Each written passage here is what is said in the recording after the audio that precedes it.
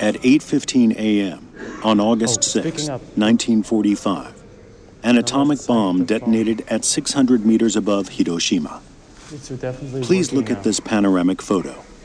It was taken near the hypocenter by the U.S. military a few months after the bombing.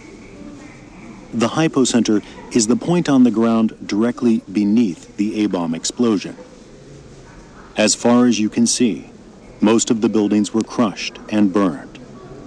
Rows of houses, bustling shopping streets, children's laughter at schools, and all normal life in the city were devastated in an instant by a single atomic bomb.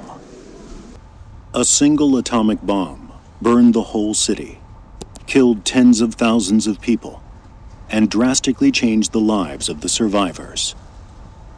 That day, what really happened under the mushroom cloud?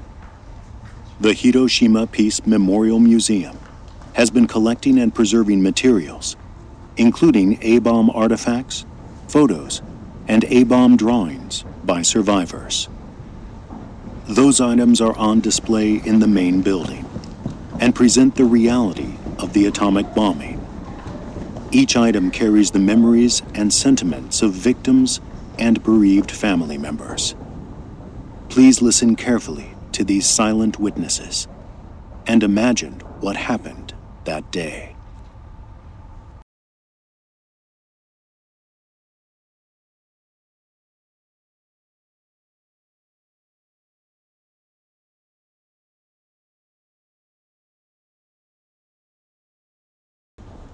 Miyuki Bridge was covered with severely burned people. I held the camera up, but I couldn't snap the shutter. Finally, after about 20 minutes, I took my first picture. "Help me. Water, please." An infant clung to the breast of a mother, too weak to move. "Open your eyes. Open your eyes." A distraught mother cradled her child, calling its name over and over. Their hair was singed and frizzy. Their faces, arms, backs, legs, their whole bodies were badly burnt. Blisters had burst, and burnt skin hung from them like rags. The tears flowing down my cheeks blurred my viewfinder. It was hell. Around 11 a.m., nearly 3 hours after the bombing, Miyuki Bridge, 2,270 meters from the hypocenter, was crowded with those who fled the fire. Many had severe burns. Many died there, having exhausted all energy in their escape. Hair was singed and frizzy. Burnt skin hung like rags. These two photographs are the only images taken on August 6th of people in that devastated area. On the bridge, a police officer was applying cooking oil, the only first aid available, to burns. The scene was so shocking and heartbreaking that photographer Yoshito Matsushige couldn't press the shutter. Finally, after about 20 minutes of hesitation, he took his first picture. The scene in his viewfinder, blurred by tears flowing down his cheeks. After the bomb exploded, a strange cloud never seen before billowed into the sky over Hiroshima. The cloud was seen from great distances. Witnesses said it was orange, pink, and other colors. Of all our photos of the mushroom cloud, this one was taken from closest to the hypocenter. Toshio Fukada, who snapped the shutter, was 17. At the munitions factory where he had been mobilized to work, the blast threw him through the air. When he looked up, a tremendous amount of smoke was rising high in the sky. At the time of the bombing, 14-year-old Nobuko Shoda was at her building demolition worksite, 1,200 meters from the hypocenter. She didn't come home that night. On the 7th, the day after the bombing, her parents went to her worksite. They found Nobuko burned severely over much of her body. Her clothes were tattered. The skin was burned off her hands, and her face and legs were swollen. Her father, who was also injured, carried Nobuko on his back to the hospital, but she could not receive adequate treatment. The following day, her parents took Nobuko home and cared for her. On August 10th, they rejoiced that the swelling on her face had gone down a little. Moments later, Nobuko let out a big yawn and never opened her eyes again.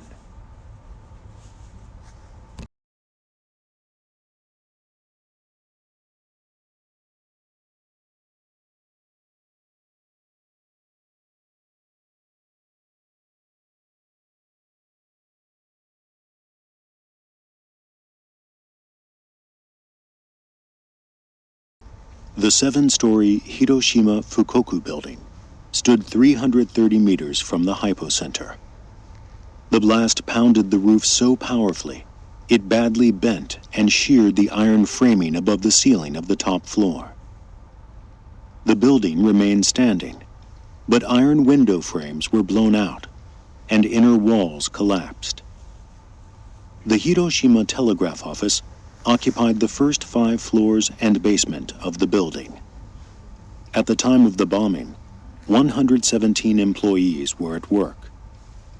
The business log from that day says that all the machinery and instruments were scattered, and the building was instantly rendered a hell on earth. Employees trapped under collapsed walls were engulfed in advancing flames. Most of the 117 employees died.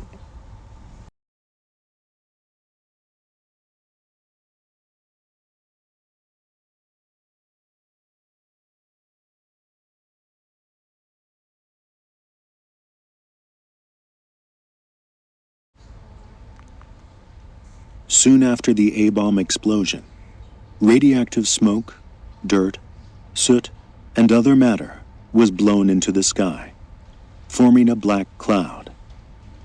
Mixing with water vapor in the air, the dirt and soot fell as a heavy rain over a wide range of the city.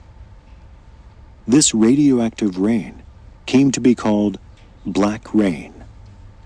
In areas where the black rain fell, fish in ponds and rivers died and floated to the surface. Many who drank well water were said to have suffered from diarrhea for as long as 3 months. Feeling intense thirst due to the heat from the fires after the bombing, many victims drank the black rain. Akiko Takakura, who drew this picture, looked back on that time as follows.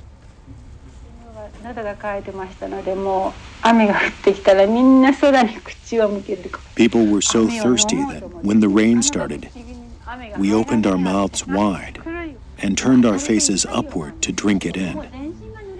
But it was hard to do.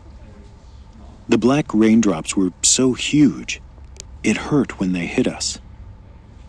I got soaked by that rain.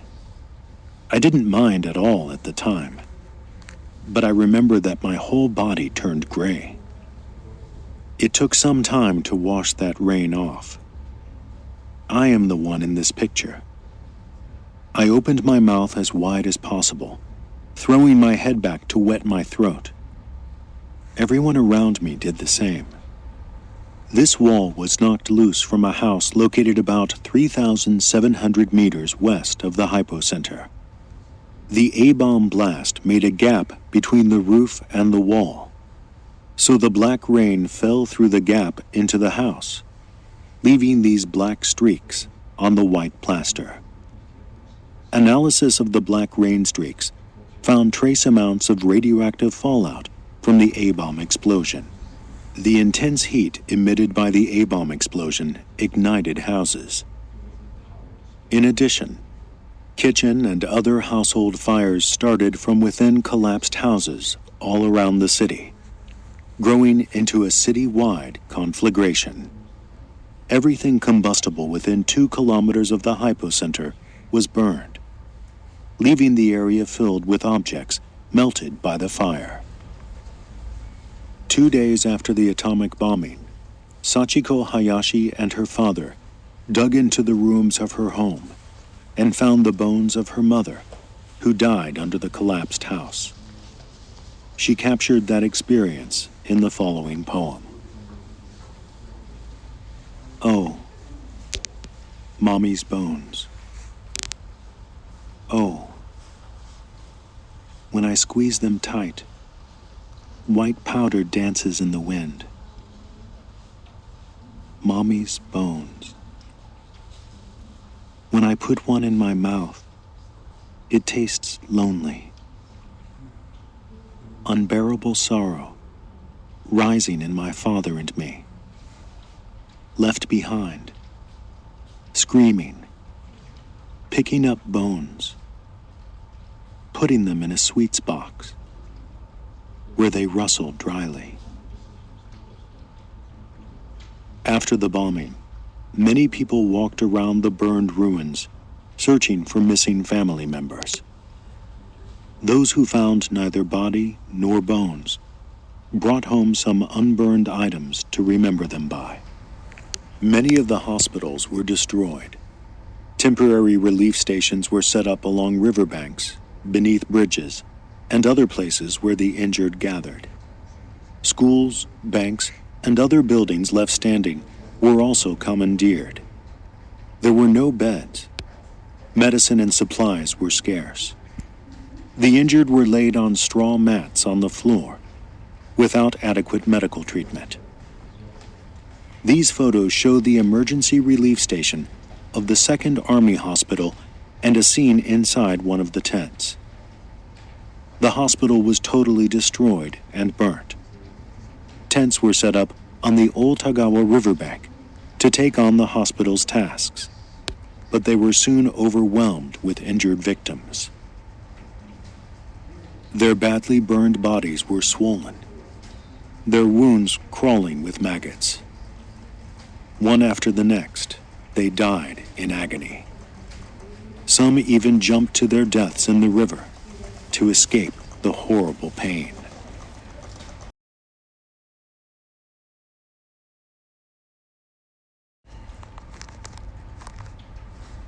The burnt ruins were strewn with countless bodies. Military personnel and civilians who came to help from around the prefecture disposed of the bodies. The intense heat and stench of decomposing corpses made their work grueling. Takumi Nakamura, then 45, entered Hiroshima City on the day of the bombing to provide relief as leader of a civil defense team. Using this hook, Takumi pulled out bodies that were floating down the river. Walking in from his suburban home every morning, Takumi performed this service for more than 10 consecutive days. Corpses recovered in this way were gathered and piled up on riversides, in schoolyards, and in other open areas, and were cremated. Day after day, smoke from cremation fires around the city billowed into the sky. When the bomb exploded, 24-year-old Nobue Tadao was at home 600 meters from the hypocenter. She was trapped under the collapsed house, but managed to crawl out. With the help of a man who was passing by, Nobue made it to her family's evacuation site outside the city at 12 midnight of the next day. Nobue sustained severe burns on the left side of her body. Her upper lip was torn, and countless glass fragments pierced much of her weak body. She kept asking for water or tea. Her wounds were excruciating. After days and nights of devoted nursing, she died on August 18th. Blood still stains the dress she wore that day. One day in 1974, an A-bomb survivor walked into the NHK Hiroshima broadcasting station carrying a single drawing based on his A-bomb experiences. He had been watching an NHK TV serial drama about an orphan who had lost her memory because of her A-bomb experience. The drama stirred up memories of his own experience. I have to get this down before I die. This intense feeling compelled him to draw the horrible scene engraved in his memory. These drawings were not created by professional artists. Survivors who witnessed the A-bomb aftermath with their own eyes drew pictures of the horrific situations they could not put into words, then added words to express the emotions they could not draw. These graphic scenes and descriptions are cries from the hearts of survivors, determined to convey the horrors of the A-bomb to future generations. 3-year-old Shinichi Tetsutani was riding this tricycle when the A-bomb exploded. Suffering severe injuries and burns over much of his body, he died that night, moaning, "Water, water." His father could not stand to cremate Shinichi. He put this metal helmet on Shinichi's head and buried him in the backyard, along with his tricycle, so Shinichi could keep riding it. In 1985, 40 years later, the father decided to place Shinichi's remains in the family grave. He dug carefully using a brush and found Shinichi's bones, the helmet, and the tricycle. He placed the bones in the family grave and donated the helmet and tricycle to the museum. The rest of audio and photos are not synced as I am missing either one. People fleeing from raging fire headed for bridges and rivers. Most bridges were crushed or burned away, but people managed to escape across those not totally destroyed. Crowds entered the rivers for water or to swim to the opposite side. Sadly, the water consumed the last strength of many, and they died. Soon countless bodies were floating on the rivers. The intense heat emitted by the A-bomb was lethal. It also left its mark on temple gravestones and stone lanterns. These flower stands were located at Dempukuji Temple, 370 meters from the hypocenter.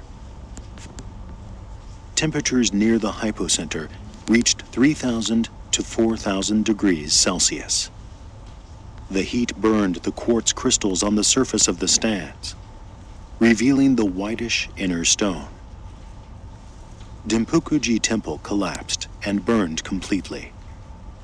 The remains of head priest Shodo Suzuki and his wife Yoshiko were found in the scorched ruins.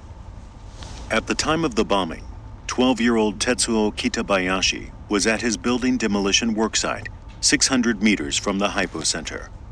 He returned home with his badly swollen face altered beyond recognition. Despite his parents' desperate care, Tetsuo died the following day, the 7th, singing in delirium. Tetsuo's father wrote about the death of his son. "I ran down to the second floor, but he had no pulse.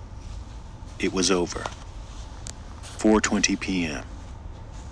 Sorrow, anger, regret, and pain. Nothing could be worse. We held his wake. I wept and wept." The Army Clothing Depot produced and stored Army uniforms, shoes, caps, and other items worn by soldiers.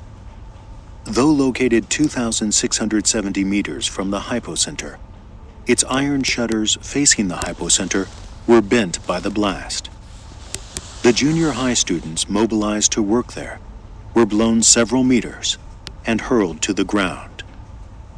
After the bombing, people suffering from severe burns poured into the depot, their skin peeled and hanging. They were laid down close to each other on the floor, leaving no space to step. The warehouse was filled with desperate voices, calling for family or begging for water. Poet Sankichi Toge described the pitiful scene in the Hiroshima Army Clothing Depot in the following poem titled Notes from the Warehouse. Next to the walls and behind the thick pillars are pails and buckets full of vomit, urine, and feces, some of it spilt across the floor. From within the putrid smell, their pleading voices arise ceaselessly, high-pitched and feeble. Help! Daddy, help me! Oh, water! Water! How happy I am! 50 sen. Here's 50 sen. Get this dead body away from my feet. Some are wildly deranged, others motionless in death, but there is nobody to remove them. Distraught, questing parents come in from time to peer at faces or patterns on girls' trousers. Looking severe in their air raid clothing, their faces are ashen. When the girls hear someone coming in, their wailings rise to a historic chorus of begging for help and water. Mister, water! Bring me water! One girl, hairless, with one eye distorted and body swelling, raises herself from behind a pillar. She thrusts her battered flask up at them, waving it repeatedly in desperation. But the adults have been told not to give water to burn victims, so they ignore her pleas. The moans fade into a reproachful murmur, and the girl collapses again behind the pillar. Sakaru Okada was running his pharmacy 470 meters from the hypocenter when the atomic bomb killed him, his wife, and 2 employees. His worried older brother Ichiro, who had been injured while riding a streetcar, headed for the burned ruins on August 9th. With his head in a bandage, Ichiro dug up the ruins and found the remains of Sakaru and his wife. To remember them by, he took this burned safe home on a cart with their remains. When he found the safe, the door was slightly open, and the rice, documents, and paper money inside were carbonized. When the bomb exploded, 13-year-old Toshiko Sekioka was at her building demolition worksite, 800 meters from the hypocenter. Employed as a school clerk, Toshiko's mother had to start issuing disaster certificates immediately. She could not leave to search for her daughter. Toshiko's cap, air raid hood, and fabric bag were delivered later. The cap Toshiko wore was her mother's. Her body was never found. The morning of August 6th, Toshiko had asked, "Can I stay home today? I have a headache." Her mother said no. For the rest of her days, she blamed herself. "I forced my daughter to go to work for the country, and that killed her. Under bluish-white sparkles, my skin sloughs off. In my blood-soaked eyes, the sun is dark. I flee over the gritty sand, supporting faltering legs with a bamboo stick. Her torn flesh exposing bone, a mother crouches on the road, grasping a dead infant and coughing up something black. It's hot. It's hot. Mother!" His eyes smashed, clothes burnt by the flash. A junior high student writhes on the ground, blowing bloody bubbles. Hair standing straight up, arms raised to the sky. Alive or dead? Male or female? Just a gray face, floating in the river. These stone steps were taken from the entrance to the Hiroshima branch of the Sumitomo Bank, located 260 meters from the hypocenter. Exposed to the A-bomb explosion at close range, the person sitting on the steps is assumed to have died on the spot, with no possibility of escape.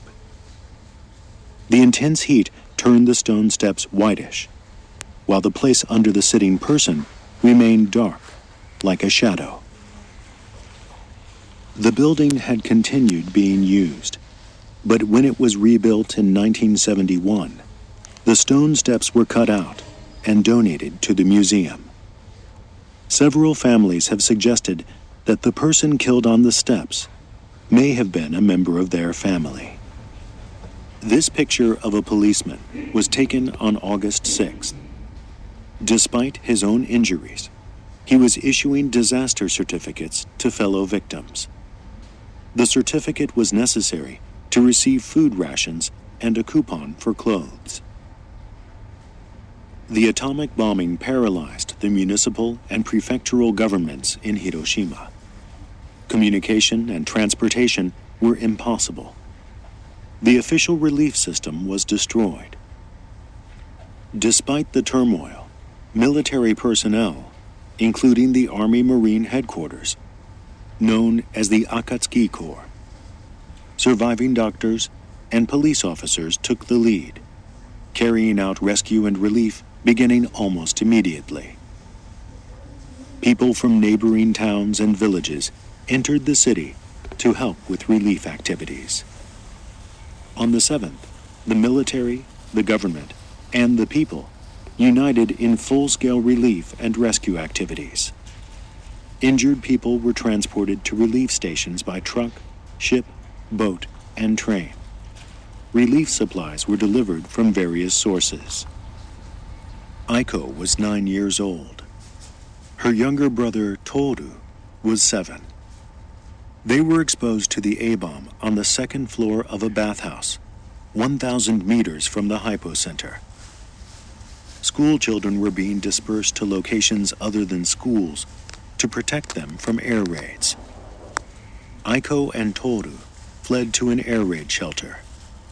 When the shelter filled with the severely injured, they were forced outside and were caught in the black rain.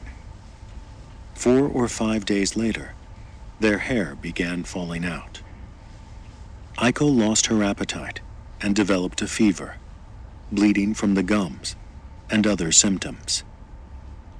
Both recovered from the acute effects. 4 years after the bombing, Toru suddenly fell ill after returning from a field trip and died at the age of 11. Aiko got married and had a son. However, 20 years after the bombing, she died of cancer at the age of 29. Shinichi's father, Nobuo, tearfully shared this memory. 真一はもう、顔がですね。 Shinichi was burned so badly. His eyes were barely visible on his swollen face.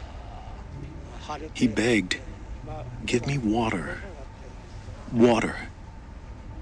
We had been told that water would kill a person with burns, so I said, "Water would kill you. I need you to just hang on, please." I made him go without water. And he died anyway. When I get to this part, I can't go on. It's too painful. For 30 years, I couldn't speak about the bombing at all. After losing my child, I woke up every night. I couldn't lie still.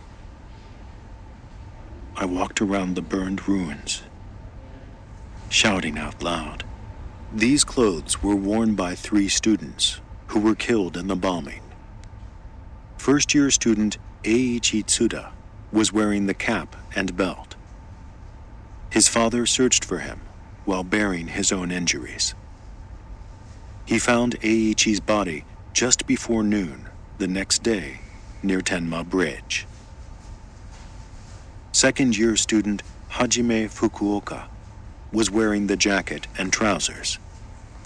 His mother searched desperately, but never found him. Only these clothes were picked up and delivered by his classmate's father. She left Hajime's room as it was and bought the necessary textbooks for the next semester so that he could come home any time. First-year student Masayuki Ueda was wearing these gaiters. He fled to neighboring Fukushima-cho and was saved by a resident of the town. His father and older sister searched for Masayuki, but didn't learn his whereabouts in time. Masayuki died on August 8th without seeing his family again. Shigeru's mother, Shigeko, wrote about finding Shigeru's body as follows. I went there, but couldn't find my son among the large number of dead bodies. Suddenly, a facial bone of one of the bodies caught my eye. I stared at the face, and the bone seemed to come alive. I feel our blood connection drew my eyes to it.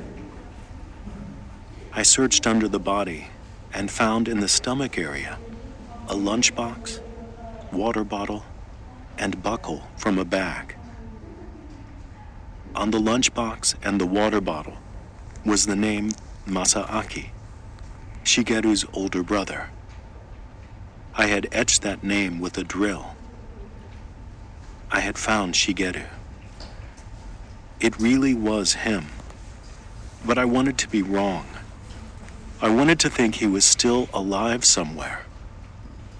With eyes flooding with tears, I picked up the bones and put them into the urn I had brought. Building demolition refers to the tearing down of buildings to create fire breaks to prevent the spread of fire caused by air raids.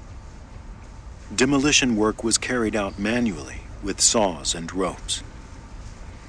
In Hiroshima City, building demolition projects were carried out 6 times from the end of 1944 to August 1945.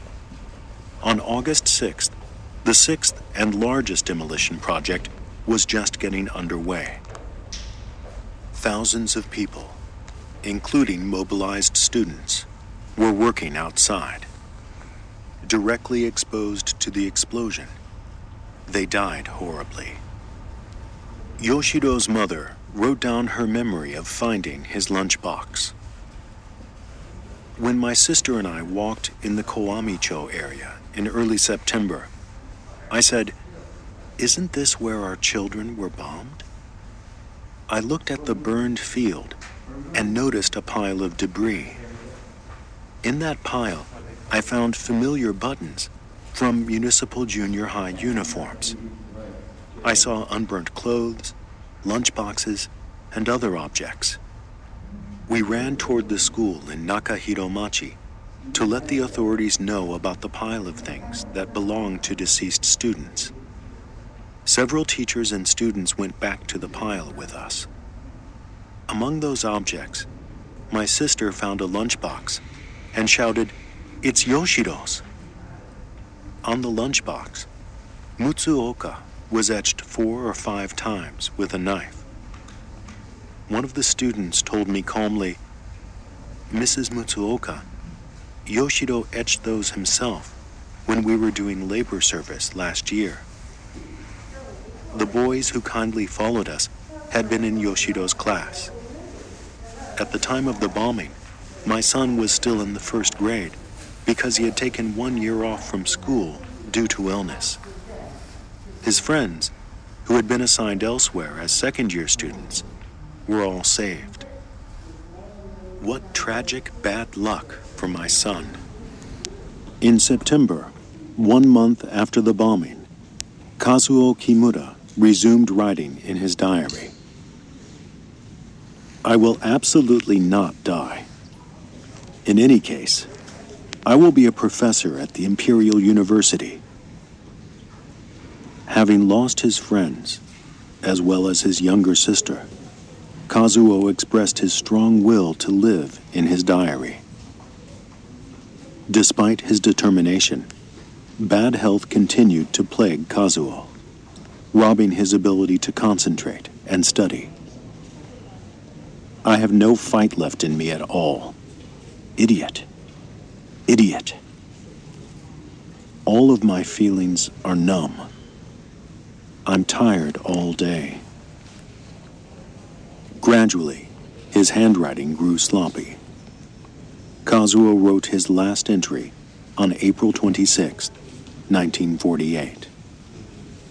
With his body swollen from illness, Kazuo died on August 9th that year. To the end, he continued to groan in his pain. I hate it. I don't want to die. The atomic bomb destroyed lives, regardless of their national or ethnic origins. Tens of thousands of people from the Korean Peninsula, as well as Taiwanese, Chinese, and Japanese Americans, were living in Hiroshima at the time, including those who had been conscripted or recruited from these areas. Other non-Japanese, including students from Southeast Asia and China, priests from Germany, Russian families, and American POWs also became victims. Japanese American youths had come to Japan to be educated in their parents' homeland. The students from Southeast Asia and China were invited by the Japanese government to attend Hiroshima Higher Normal School, or the Hiroshima University of Literature and Science. The German priests were engaged in missionary work at Catholic churches, while the Russians were running bakeries and tailor shops. The American POWs were shot down and captured during air raids against Japan.